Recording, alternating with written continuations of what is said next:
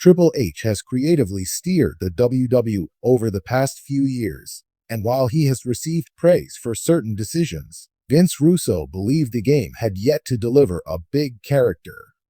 Despite having a roster filled with exceptional talents, the company continues to expand and attract stars from its competitors, with Malachi Black reportedly in contention to make a comeback. Reports state that the House of Black leader is effectively done with AEW and should return to his former promotion once he can contractually do so. As Aleister Black, the Dutch star had his best run in NXT under Triple H's leadership, and many feel a reunion would help revive the wrestler's career. However, Vince Russo wasn't too hopeful. During the latest episode of Sportskeeda's The Wrestling Outlaws, the former WWE head writer stated that Triple H hadn't produced a successful character on the big stage.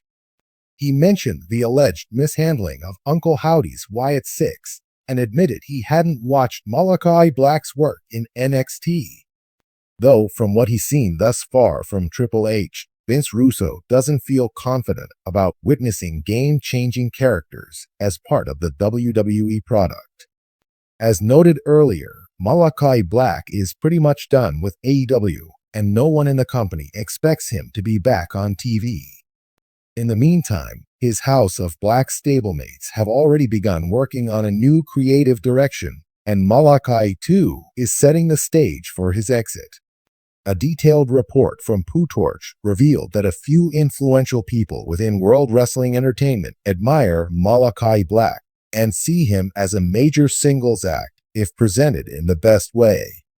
As for Black's contract status, the exact date of the expiration isn't known, but the belief is that he could become a free agent soon after negotiating the terms with All Elite Wrestling. In the world of professional wrestling, few names resonate with as much reverence and intrigue as Triple H. The King of Kings, as he is affectionately called by his legions of fans, has carved a legacy that spans decades.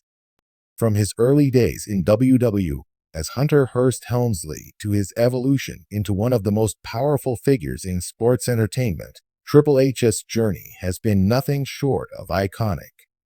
However, not everyone is enamored by the accolades and the aura surrounding him. Recently, a WWE veteran delivered a scathing and exclusive critique that set the wrestling world abuzz. "On the big stage, I haven't seen it," the veteran declared with an air of authority that comes only from experience. The statement wasn't just a throwaway line. It was a calculated jab aimed at one of Wwe's most polarizing figures. But what exactly did the veteran mean, and why did these words carry such a sting? To fully grasp the significance of this bold claim, it's essential to understand the intricate web of controversy that has occasionally followed Triple H throughout his career. Though undeniably talented and driven, critics have often pointed to his backstage influence as a reason for his success.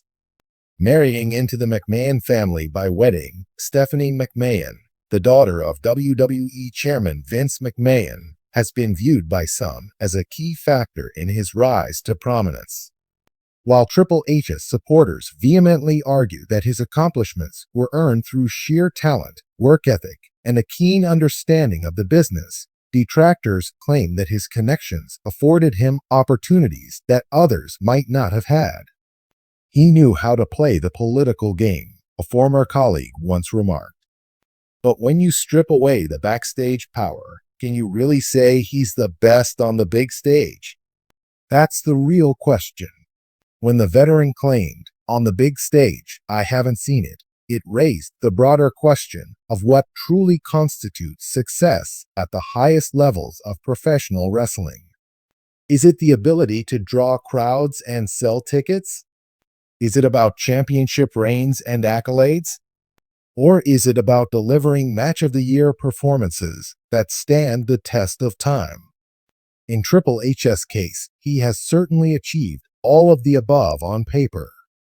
He is a 14-time world champion, a 2-time Royal Rumble winner, and a key player in the rise of NXT, Wwe's developmental brand, that redefined how the company approached new talent. However, the veteran's comments suggest that these accomplishments may not be enough to validate his standing among the greats. Sure, he's had big matches, the veteran continued. But when you look at guys like Shawn Michaels, The Undertaker, or even someone like Bret Hart, you remember their big moments because they left you breathless. Triple H. His biggest moments feel manufactured, scripted greatness. The veteran's remarks inevitably lead to a dissection of some of Triple H's most memorable matches.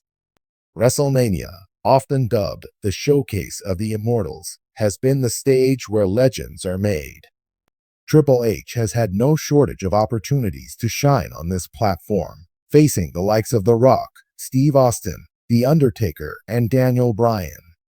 But have these encounters cemented his status, or do they fall short of the magic created by his contemporaries? Consider his Hell in a Cell match against The Undertaker at WrestleMania X, billed as the end of an era. It was an emotional, hard-hitting affair with Shawn Michaels as the special guest referee. While many hailed it as a masterpiece, others argued that its success relied heavily on the narrative built around nostalgia rather than in-ring innovation. Similarly, his match against Sting at WrestleMania 31, though entertaining, was criticized for its over-reliance on spectacle and external interference rather than pure wrestling. If there's one area where Triple H's legacy seems untouchable, it is his role in creating and nurturing NXT. Under his leadership, the brand blossomed into a wrestling haven that emphasized storytelling, athleticism, and the art of the sport. Superstars like Seth Rollins, Finn Balor, Charlotte Flair, and many others owe a significant part of their WWE success to the foundation laid by Triple H. However, the veteran's critique hints at a paradox. How can someone who has revolutionized the developmental system be questioned for his own in-ring contributions? There's no denying his vision, the veteran admitted.